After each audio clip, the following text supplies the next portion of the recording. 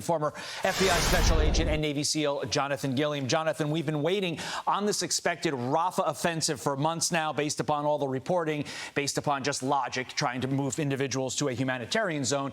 It feels like it is imminent. What do you make of the timing? Why now? Well, I mean, it could be a couple things. There could be intelligence about the different hostages that are still being held in that particular area. It could be about the 1,000, they estimate 1,000 Hamas soldiers that are in that area and what they could be particularly planning themselves. But I think more than anything, I think it's just time, Todd. I think the tactics and the strategy that that Israel is trying to accomplish, they're having to potentially move forward quicker, or this just may be the time that they've decided that they need to go into that area. But right now, the pressure is on, I believe, as you're starting to see across these campuses and social media and media in general, the pressure is on for Israel to get through this and wrap it up, especially with the talks that just are breaking down because Hamas and Israel can't come to terms with what they want.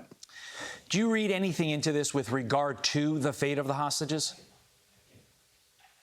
Well, we know that there's been a number of hostages that they have intelligence on that have died in captivity.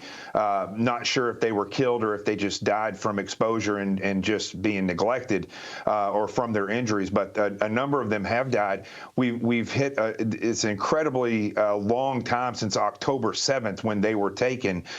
So the potential of a lot of these hostages being having passed is there. I mean, it could be the case that, again, that they have intelligence and they need to move quickly on it. But I don't believe that's what the case is. I think that this is a strategic move and that they're going to go in and eliminate Hamas and try to do that as quickly as possible. We reported that the IDF has been in talks with Lloyd Austin, so obviously it's now time for the Biden administration to respond. How should they respond, Jonathan, and how will they respond?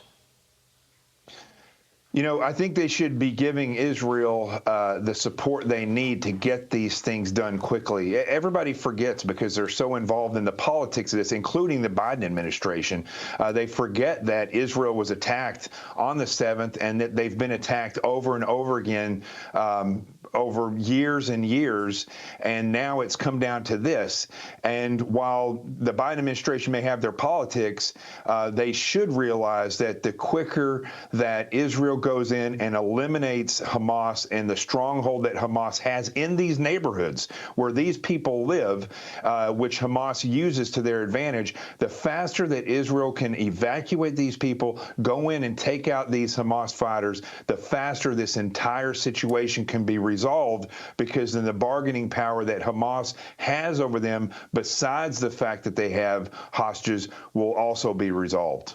Okay, so after this Rafah offensive, where does the war go from there? What do you think is next, based upon your experience as a Navy SEAL and being a war fighter yourself?